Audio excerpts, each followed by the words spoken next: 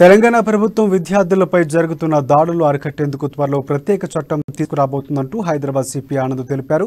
ఉస్మానియా యూనివర్సిటీలో నిర్వహించిన మాదక ద్రవ్యాల వ్యతిరేక సదస్సులో సిపి సివి ఆనంద్ పాల్గొన్నారు.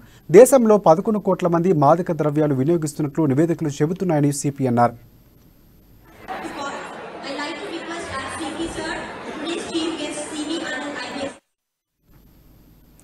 కాలేజీ విద్యార్థులు డ్రగ్స్ కల్చర్కు అలవాటు పడుతున్నారని పోలీసులు దర్యాప్తులో తేలిందని సిపి సివి ఆనంద్ చెప్పారు. పరిస్థితి ఇలాగే కొనసాగితే మాదక ద్రవ్యాల వినియోగం పెరిగిపోయే ప్రమాదం ఉందని ఆయన ఆందోళన వ్యక్తం చేశారు. మాదక ద్రవ్యాలు వినియోగించే వారి సమాచారాన్ని వెంటనే పోలీసులకు తెలపాలని సిపి విజ్ఞప్తి చేశారు. కళాశాలలో జరిగే ఘటనలకు వాటి యాజమాన్యాలే బాధ్యత వహించాలని సిపి సివి ఆనంద్ సూచించారు.